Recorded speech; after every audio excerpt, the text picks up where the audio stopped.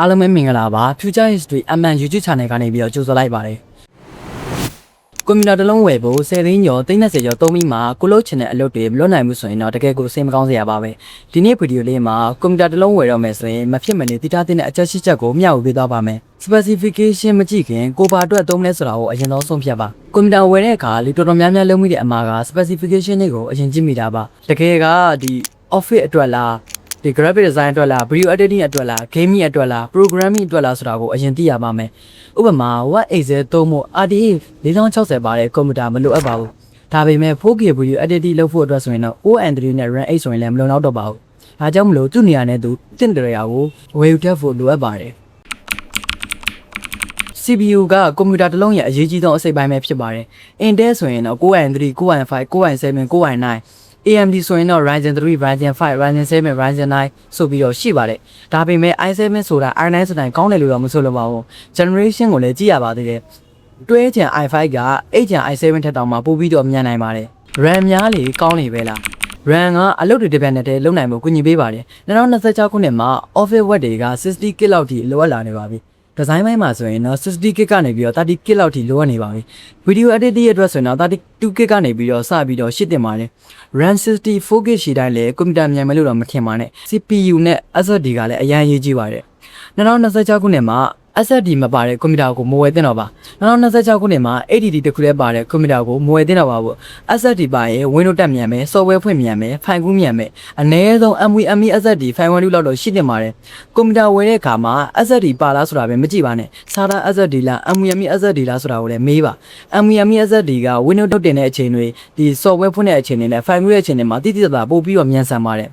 SSD ကကွန်ပျူတာတစ်လုံးရဲ့ experience ကိုအများကြီးပြောင်းလဲပေးနိုင်ပါတယ်graphic card ကိုလိုမှသာဝယ်ပါ graphic card ကလူတိုင်းမလိုအပ်ပါဘူးဖိဖို့သုံးမယ် YouTube ကြည့်မယ် Office သုံးရုံလောက်နဲ့ CPU ထဲမှာပါတဲ့ integrated graphic နဲ့အဆင်ပြေပါတယ်ဒါပေမဲ့ video editing တွေ gaming တွေ 3D design နဲ့ AI သုံးကြည့်မယ်ဆိုရင်တော့ dedicated graphic card ပါတယ်ကွန်ပျူတာကိုပို့ပြီးတော့ရွေးချယ်တင်ပါတယ်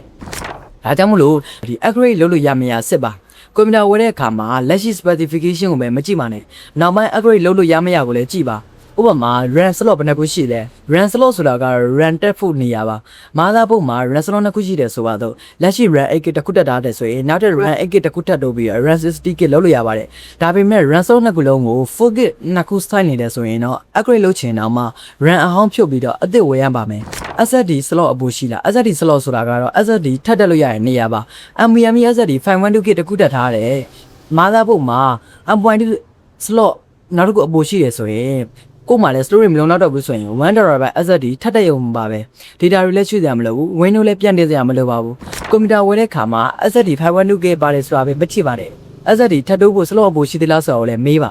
SSD အသစ်ဆိုင်တဲ့အခါမှာ 512GB နဲ့အတူတူဝယ်စရာမလိုပါဘူး 1TB ပဲဖြစ်ဖြစ် 2TB ပဲဖြစ်ဖြစ်ကိုယ့်ဘက်ချက်နဲ့လိုအပ်ချက်လိုက်ထပ်တိုးလို့ရပါတယ်မာသာဘုတ်က upgrade စာဖို့လောက်လာဒါကတော့အရေးကြီးဆုံးပါလေမာသာဘုတ်ကကွန်ပျူတာတစ်လုံးရဲ့အခြေခံ platform တစ်ခုပါဥပမာမာသာဘုတ်အချို့က RAM 32GB အထိပဲစာဖို့လောက်တယ်တချို့က RAM 128အထိစာဖို့လောက်တယ် CPU ဘက်မှာလည်း CPU အသစ်တွေ upgrade လုပ်လို့ရတဲ့မာသာဘုတ်ရှိတယ် upgrade လုပ်လို့မရတော့တဲ့မာသာဘုတ်တွေလည်းရှိပါတယ်